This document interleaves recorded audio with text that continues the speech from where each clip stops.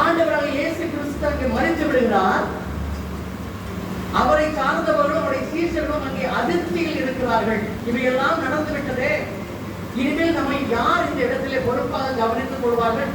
இனிமேல் நமக்கு யார் இந்த இடத்திலே போதனம் செய்வார்கள்? இனிமேல் யார் நமக்கு இந்த இடத்திலே நல்வழியை காட்டுவார்கள்? அது மாத்திரமல்ல, இத்தனை நாளும் நம்ம அவரோடு சேர்ந்து சொல்லினோமே, ஒருவேளை அவரோடு இருந்த காரணத்தினால் நமக்கும் இந்த இடத்துல பாதிப்பு வந்து விடுமோ என்ற ஒரு பயம். எல்லாம் கதவை அடைச்சிட்டு இருக்கிறாங்க. ஆனா 2 பேர் சீஷர்கள் சொல்லப்படவில்லை, ஆண்டவரை பின்பற்றியவர்கள், அவங்க 2 பேரும் எருசலேமில் இருந்து எங்கே பயணம் செய்கிறார்கள்? எம்மாவுக்கு பயணம் செய்கிறார்கள். பாருங்க, நான் ஏற்கனவே கடந்த 2 வருடங்கள் முன்புதான் இதை பயந்து கொண்டிருந்தேன்.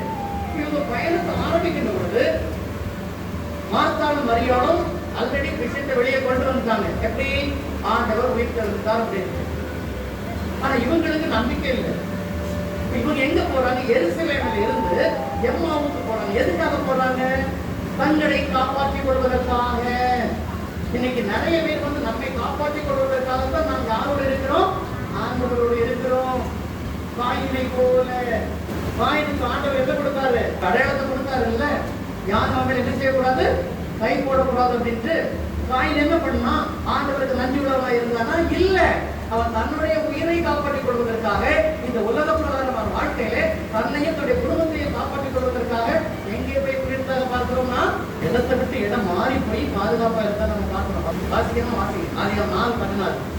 அப்ப காயின் ஆண்டவருடைய சன்னிதானத்தை விட்டு, ஆண்டவருடைய சமூகத்தை விட்டு விலகி செல்வதாக நாம் பார்க்கிறோம். சுயநலமாக நாம் வாழ்ந்து கொண்டிருக்கிறோம். ஆண்டவர் நமக்கு எவ்வளவு உதவிகளை செய்தாலும் சரி, அந்த உதவிகள் நம்முடைய இந்த உலக பிரகாரமான வாழ்க்கைக்கு இந்த ஆசீர்வாதம் என்ற நிலையில் இருந்து விடுவதற்காக ஆண்டவருக்கு நாம் பிரியமான பிள்ளைகளா இதுவரை நடக்கவில்லை. மோசே ஆண்டவருடைய சமூகத்தை நாடுகிறார், அங்கே எல்லா விதமான காரியங்களையும் செம்மையாக செய்து முடிக்கிறார். யோனா ஆண்டவருடைய சமூகத்தில் இருந்து விலகி செல்கிறார், பலவிதமான பிரச்சனைகளிலே மாட்டிக்கொள்கிறார். காயின் ஆண்டவருடைய சமூகத்தை விட்டு விலகி செல்கிறார், ஆண்டவரிடத்திலிருந்து ஆசீர்வாதத்தை பெற்றுக் கொண்ட பிறகு எதற்காக? தன்னை மாத்திரம் காப்பாற்றிக் கொள்வதற்காக, ஆண்டவருக்கு நன்றி செலுத்துவதற்காக இல்லை. எனக்கு அன்பானவர்களே, இன்றைக்கு நாம் ஆண்டவரிடத்திலிருந்து எல்லா விதமான ஆசீர்வாதங்களை பெற்றிருக்கிறோம். நாம் ஆண்டவரோடு இருக்கிறோமா, இல்லை ஆண்டவரின் சமூகத்திலிருந்து தூரம் செல்கிறோமா? சரி, ஒருவேளை நாங்க தூரம் போயிட்டு இருக்கோம். சில பேர் நம்ம எங்க போறோம்? We are going on the way to Emmaus. ஆனாலும் ஆண்டவர் உங்களை உயிர்த்தெழுந்த ஆண்டவர் உங்களை விடுவதில்லை. உங்களோடு வருவார். அவர் தன்னை யார் என்று காட்டிக்கொள்ள மாட்டார். உங்களோடு பிரயாணம் செய்வார். உங்களிடத்திலிருந்து எல்லா காரியங்களையும் தெரிந்து கொள்வார். தெரிந்து கொண்ட பிறகு தெரியாதவற்றை உங்களுக்கு அவர் புரிய வைப்பார். அதன் பின்பும் நீங்கள் புரிந்து கொள்ளவில்லை என்று சொன்னால், அப்புறம் போகிறவர் போல காரணப்பட்டாலும் இருக்கலாம். பாட்டு கேட்கிறீங்கல்ல, அப்படியே தன்னை தூரமாக காட்டி செல்வார். ஆனா நீங்க திரும்ப கூப்பிடும் பொழுது உங்களோடு வந்து அவர் தங்குவார். அப்புறம் வாசிக்கீங்க நீங்க, அதான் ஷார்ட்டா சொல்றேன். நான் அம்மாவுக்கு போகும்போது 2 பேரும் பேசிட்டே போறாங்க. இப்படி எல்லாம் நடந்துட்டுப்பா, நம்ம என்ன செய்யறது? அப்படிதான் ஆண்டவர் போய் சேர்த்துக்கிறாரு. என்னப்பா பேசுறீங்க? எங்கிட்டையும் பயிர்ந்து கொள்ளுங்க. எல்லா காரியங்களையும் அங்கே அவர்கள் பயிர்ந்து கொள்கிறார். 2 பேர்ல ஒருத்தன் யாரு? இல்லையோப்பா. இன்னொருத்தன் யாரு? யாருன்னு எழுதல. அது ஒருவேளை நானா இருக்கலாம், நீங்களா இருக்கலாம், அண்ணனா இருக்கலாம், நம்ம ஊழியரா இருக்கலாம். நீங்க அந்த இடத்துல போங்க. இன்னைக்கு இல்லையோப்பான் ஒரு பேர் தானே இருக்கு. ஆண்டவரே, நான் இன்னொருவராக அவரோடு சேர்ந்து விடுகிறேன். எங்களோடு நீ பிரயாணம் செய்யும். உங்களுடைய வசனத்தை எங்களுக்கு போதியும். உண்மை பற்றி எழுதியிருக்கிற வார்த்தைகளை எங்களுக்கு விளக்கி கூறும். நாங்கள் தெரிந்து கொள்வோம். எங்களோடு வந்து எங்களுக்கு தங்கும். அல்லேலூயா, அல்லேலூயா, அல்லேலூயா, அல்லேலூயா, அல்லேலூயா. பாருங்க, அப்பொழுது அவர்களை நோக்கி, தீர்க்கதரிசிகள் சொன்ன யாவையும் விசுவாசிக்கிறதற்கு புத்தி இல்லாத மந்த இருதயம் உள்ளவர்களே. இன்றைக்கு நம்முடைய இருதயம் மந்த இருதயமாக காணப்படுகிறதா? நாம் சற்று சிந்தித்து பார்க்க வேண்டும். கிறிஸ்து இவ்விதமாய் பாடுபடவும் தமது மகிமையிலே பிரவேசிக்க வேண்டியதில்லையா என்று சொல்லி மோசே முதலிய சகல தீர்க்கதரிசிகளும் எழுதின வேத வாக்கியங்கள் எல்லாவற்றிலும் தம்மை குறித்து சொல்லியவைகளை அவர்களுக்கு விவரித்து காண்பித்தார். இப்படித்தான் நீங்க ஆண்டவரை விட்டு விலகி தூர போகின்ற பொழுது ஆண்டவர் உங்களை வந்து சந்திப்பார். அவர் யார் என்பதை உங்களுக்கு மகளே, நான் இருக்கிறேன் உங்களோட மகனே, நீ என்னிடத்திலே வா, உனக்கு எல்லா விதமான காரியங்களையும் நான் உனக்கு ஆசீர்வாதமாக செய்து கொடுப்பேன். அதன் பின்பும் நாம் அறிந்து கொள்ளவில்லை என்று சொன்னால் அப்படியே தூரமா போயிடும். ஒவ்வொரு வாரமும் நம்ம கோயிலுக்கு வரோம், அவருடைய வார்த்தைகளை கேட்கிறோம், எல்லா விதமான வார்த்தைகளை நாம் அறிந்து கொள்கிறோம். ஆனால் அதன் பின்னரும் நாம் அந்த வார்த்தைகளுக்கு ஏற்றதாக நடக்கவில்லை என்று சொன்னால் அவர் உங்களை விட்டு போயிடுவார். யாரும் தப்பா நினைக்காதீங்க. ஆசீர்வாதமான மெசேஜ் நமக்கு வேணும். ஆனா ஆசீர்வாதம் எப்ப கிடைக்கும்? எப்ப கிடைக்கும்? அவருடைய வார்த்தைகளை நீங்க கை கொண்டாதான் கிடைக்கும். அதான் இங்க கிடைக்குது பாருங்க. அப்ப என்ன செய்தாங்க? 2 பேரும் எந்த ஊருக்கு போனோமோ அந்த பக்கத்துக்கு வந்துட்டாங்க. அவள் அவரை நோக்கி, நீர் எங்களுடைய தங்குகிறோம், சாயங்காலம் ஆயிற்று, பொழுதும் போயிற்று, வருந்தி கேட்டுக் கொண்டார்கள். இன்றைக்கு இந்த ஒரு தன்மை நம்மிடத்தில் காணப்படுகிறதா?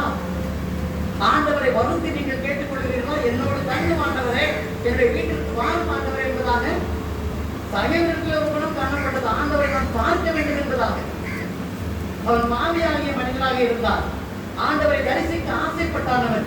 அவனையும் ஆண்டவர் வழியிலே சந்திக்கிறார், அவருடைய வீட்டுக்கு செல்கிறார். அப்ப நாம இன்னைக்கு நம்முடைய பிரயாணத்துல ஆண்டவர் எதிர்பாராத விதமா வருவார். நாம நினைக்கிறோம் எதிர்பாராம வரட்டும் அப்படின்ட்டு. ஆனா அதுக்கு நாம என்ன செய்யணும்? தகுதி உள்ள இருக்கணும்ல. நம்மகிட்ட தகுதியே கிடையாது. அவர் எப்படி நம்மளை சந்திக்கிறதுக்கு? நம்முடைய தகுதியை நாம் தந்து சிந்தித்து பார்க்க வேண்டும். நான் தகுதி உடையவனா? என்னுடைய வாழ்க்கை பயணத்திலே ஆண்டவரை சந்திப்பதற்கு நான் தகுதியாக காணப்படுகிறேனா? நாம் சற்று சிந்தித்து பார்க்க வேண்டும்.